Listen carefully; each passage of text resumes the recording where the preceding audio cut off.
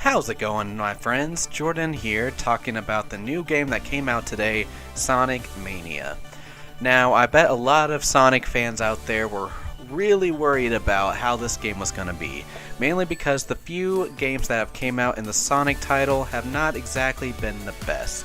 We got games like Sonic the Hedgehog for 2006 that was just a glitch nightmare. It's no use! And then we also had games like, well, the Sonic group doing a whole other thing. It doesn't even ring a bell about what they're called because, to be honest with you, I don't want to even think about why they did that. Sonic Boom or something like that, right?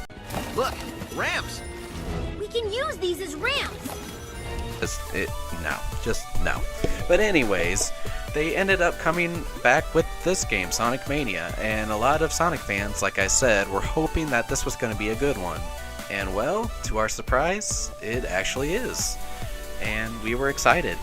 So in this game, we get this 2D graphic kind of feel with it, kind of like the older Sonic games, such as Sonic's 1 through 3, Sonic CD, Sonic and Knuckles, you name it. All the ones that were from the Sega Genesis. The ones that a lot of kids loved playing on, well, back in the day. And so they get to relive their childhood with some of the favorite levels that they got to do, such as Green Hill Zone, or also Chemical Plants.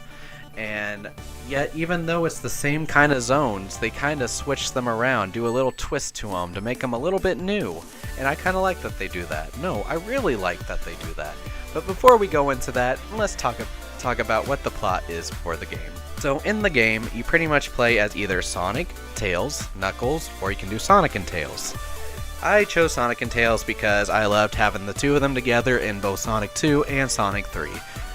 And so yeah, you get to choose either of the characters, and what happens is that they find a mysterious energy source from a certain gem located around Angel Island. But apparently Dr. Eggman and his group is already there to take it, and they end up becoming, as I quote, hard-boiled heavies. Which of course is play on words since you know his name is Dr. Eggman and yada yada yada, you get my point. So they end up trying to stop Dr. Eggman because apparently they get sent back in time from the mysterious gem. And well, apparently Dr. Eggman has a certain evil plan up his sleeve for the certain gem that he has to abuse its power and take over the world. So it's up to Sonic, Tails, and Knuckles to take them down. So in this game, it pretty much just gives you the whole nostalgia feel. It gives the whole 2D effect even. It gives even the certain places that you see the rings, the lives, the certain amount of time that you've done in the level. It's so great to see all that again. Now, the thing that I have a problem with is that I'm sure a lot of people are asking, so just because it's pretty much the same levels that we have played in the past Sonic games, why would we buy this just to play them again?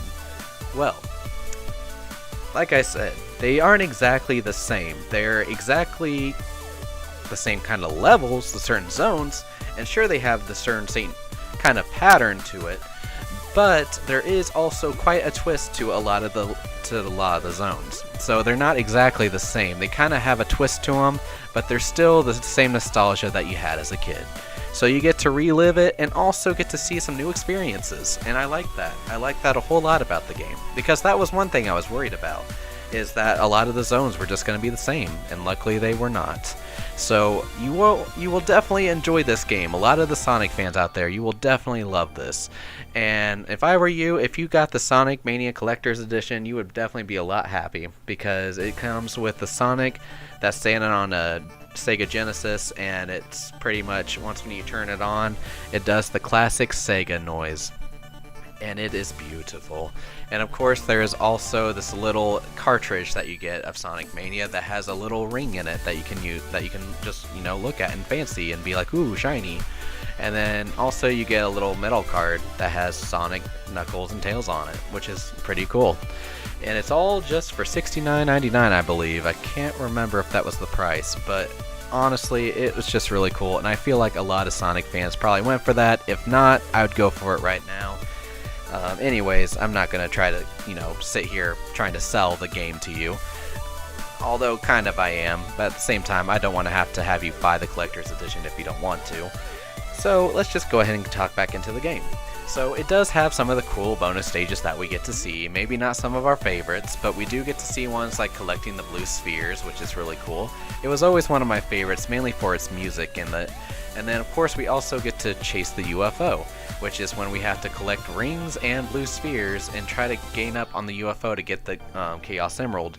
And of course, you know you gotta collect all the Chaos Emeralds to see the actual true ending to the game. Sadly for me, I failed on a couple of them, so I gotta go back through those.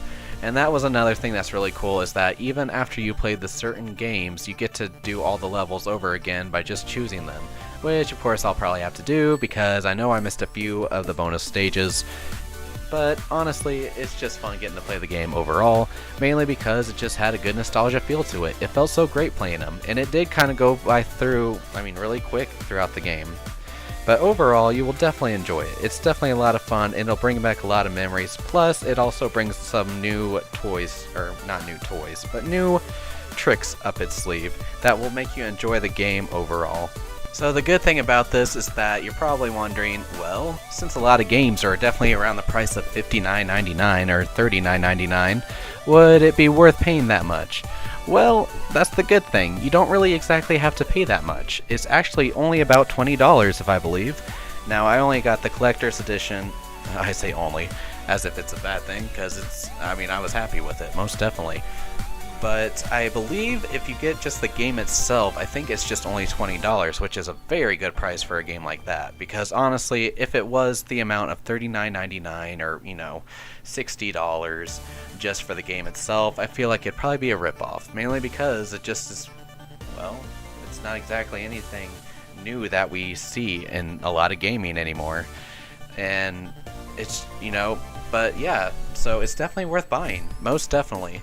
And yeah, it's a lot of fun. It brought back a lot of memories from when me and my brother Evan would play the games a whole lot on the Sega Genesis, and I'm sure it's going to bring back a lot of nostalgia for a lot of you out there. And I just hope that you guys enjoy the game. It's a lot of fun, and it's just so much fun to play, from being nostalgic to seeing something new. And overall, I will have to give this game a 9 out of 10. It's definitely worth playing, and you'll probably finish it in like a day or two. It's pretty quick to get through. I wouldn't exactly call it my most favorite Sonic game of all time, but it's definitely up there. It's definitely got reached up there as one of my favorites. So what did you guys think of it? Did you guys enjoy it? Did you guys not enjoy it? Comment below, let me know, and also be sure to subscribe, and also check out some more of my future videos up ahead. Alright, you guys have an awesome day. Peace out.